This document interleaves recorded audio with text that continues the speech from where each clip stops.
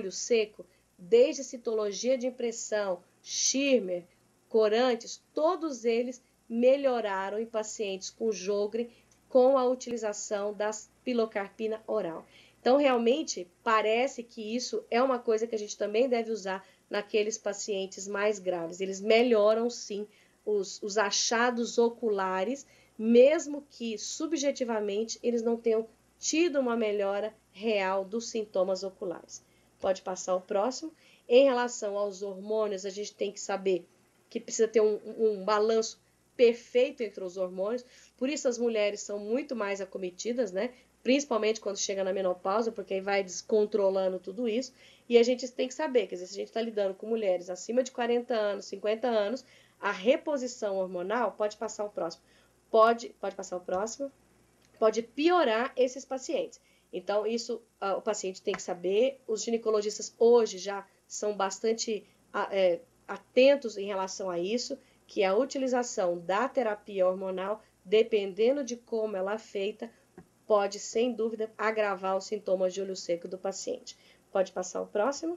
E, por último, então, seria a parte de transplante, né, de glândula mesmo, salivar, submandibular ou nasal, que não é um procedimento muito difícil de ser feito, porém, a gente realmente reserva naqueles quadros bem mais graves de olho seco, onde todo o restante já foi esgotado e o paciente não melhorou.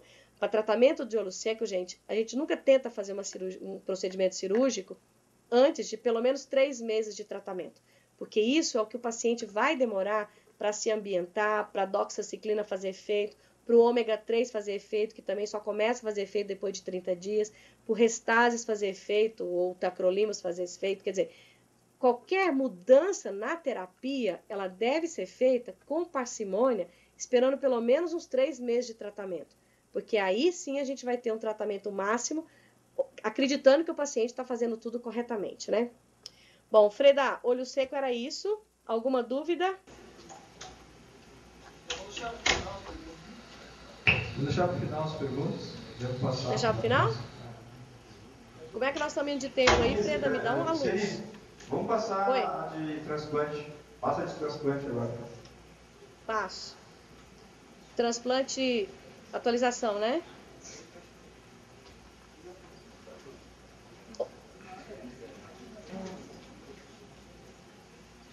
Pergunta aí enquanto eu estou fazendo aqui? Tá, já está aqui, a aula já está aqui. Podemos passar. Na minha eu estou abrindo ainda, peraí. Tá abrindo. Tá. O que a gente tem em relação a transplante de córnea, novas técnicas, novos aparelhos para fazer transplante, né? Então, a gente tem uma alteração muito grande em relação à reconstrução de superfície ocular, transplante de limbo, membrana amniótica, expansão ex vivo de célula. A gente tem o uso da cola biológica, do adesivo biológico, cada vez mais empregado dentro das cirurgias de córnea.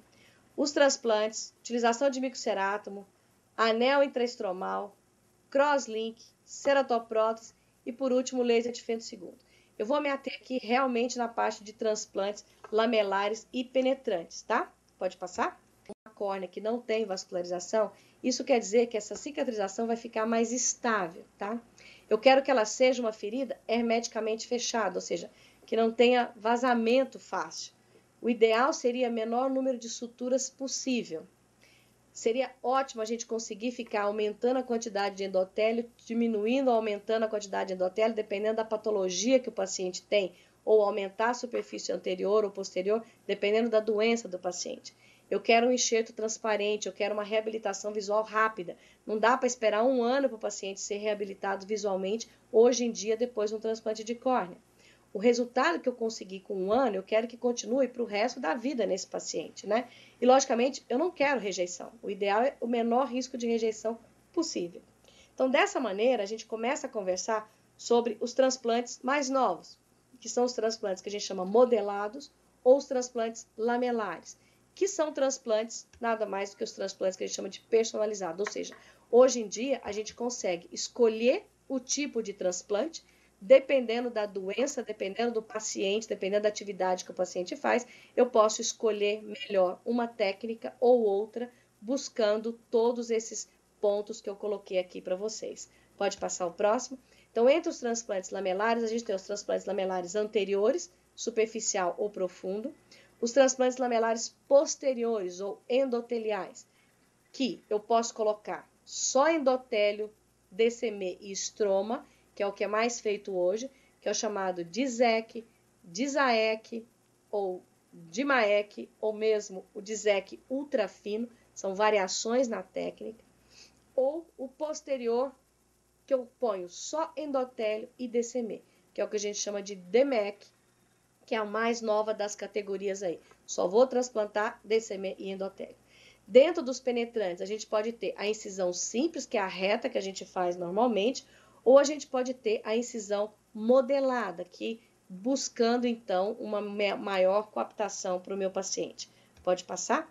Para cortar a córnea, eu posso fazer isso manualmente, ou eu posso fazer isso mecanicamente, utilizando o microcerátomo, utilizando o laser, tanto o Excimer quanto o laser de femtosegundo.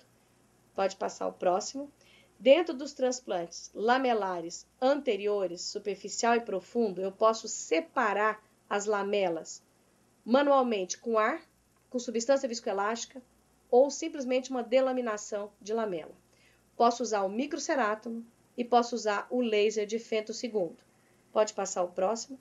Qual que é a vantagem de eu mudar para um transplante lamelar? O que isso vai trazer para o meu paciente?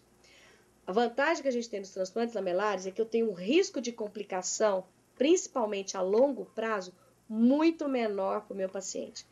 Eu posso ter muito mais disponibilidade de córnea se você trabalha com transplante lamelar do que se você faz só transplante penetrante. Por exemplo, se o doador fez uma cirurgia refrativa, essa córnea, se você faz transplante penetrante, ela não pode ser usada para transplante penetrante. Se você faz um transplante endotelial e o endotélio é bom, você pode usar esse endotélio para fazer um transplante endotelial. É a mesma coisa, você pega um paciente que tem uma bolhosa grande, foi operado de catarata, destruiu o endotélio, paciente de 80 anos, o endotélio está ruim. Se você faz um transplante lamelar anterior, você pode usar o estroma desde que o estroma não tenha cicatriz. Então, dessa maneira, a gente tem uma disponibilidade de córnea muito maior. E eu vou escolher, o transplante lamelar, ele me permite fazer essa abordagem personalizada. Ou seja, qual a camada que está comprometida? É estroma anterior, é estroma anterior superficial, estroma anterior médio, profundo ou é endotélio? E aí eu vou abordar especificamente a camada que está doente, né? Com isso, eu diminuo o risco de rejeição e o olho acaba ficando muito mais resistente a traumatismo para o resto do resto da vida. Qual que é a desvantagem nisso? Eu tenho uma interface. Toda vez que você coloca uma interface, você corre o risco de ter uma alteração na qualidade e na quantidade de visão. Então, a interface é um fator importante que a gente tem que trabalhar. Tempo cirúrgico é maior? Pode ser muito maior. Tem uma curva de aprendizado maior? Tem uma curva de aprendizado maior. Tem um custo maior? Pode ter um custo maior também, tá? Pode passar o próximo. Custo maior que eu falo depende do tipo de cirurgia que você vai fazer e depende da maneira como você trabalha. Você pode precisar de uma câmara artificial, de microcerátomos ou espátulas específicas para dissecar, cisco invertido, marcadores, insertores, como esse que vocês estão vendo aí, que a gente usa no transplante endotelial. Pode passar o próximo. Mais especificamente no endotelial, alguns cisques invertidos, como os da esquerda, câmara artificial que a gente usa em todas as cirurgias, praticamente hoje, as lamelares anteriores e posteriores, e laser de femtosegundo. Pode passar o próximo. Os microcerátomos que hoje a gente tem descartáveis ou esterilizáveis, todos eles podem ser utilizados nas todas essas cirurgias que eu estou colocando para vocês. Pode passar o próximo. Aqui alguns exemplos. Aqui em cima nós temos um exemplo do microcerátomo nacional, que é o MAUX. Inferiormente nós temos da Catena, que é uma câmara que ela não é microcerátomo, é uma câmara artificial que ela teria que ser descartável, mas ela aguenta esterilização muitas vezes. Então, para procedimentos manuais e para laser de femtosegundo, ela é excelente. E aqui embaixo a gente tem o microcerátomo da Moriá, que também é um microcerátomo muito utilizado em todas as fases, tanto transplante lamelar anterior quanto transplante lamelar posterior. Pode passar o próximo. Alguns injetores de córnea, antigamente a gente falava só injetor de lente intraocular. Agora a gente está usando os cartuchos das lentes intraoculares para injetar córnea. Então, esses são alguns injetores que hoje vocês já vão a gente já pode ver no mercado para injetar a córnea quando vai fazer um transplante endotelial. Então, dependendo do tipo do paciente, dependendo do tipo do quadro, existem injetores que são mais adequados ou menos adequados. Então, a gente tem uma gama de injetores hoje disponíveis para isso. Pode passar o próximo. E especificamente em relação ao transplante lamelar posterior, o que é? O que eu vou fazer é trocar a camada posterior, ou seja, endotélio e DCM, quando o paciente tem um estroma normal. Então, o paciente com distrofia bolhosa, doenças de endotélio, onde o estroma não tem uma cicatrização importante, esse é o paciente que pode se beneficiar por um transplante só do endotélio. Existem várias técnicas que a gente pode utilizar. Hoje, o que é mais utilizado é o DISAEC, que eu vou mostrar para vocês. Pode passar o próximo, Freda.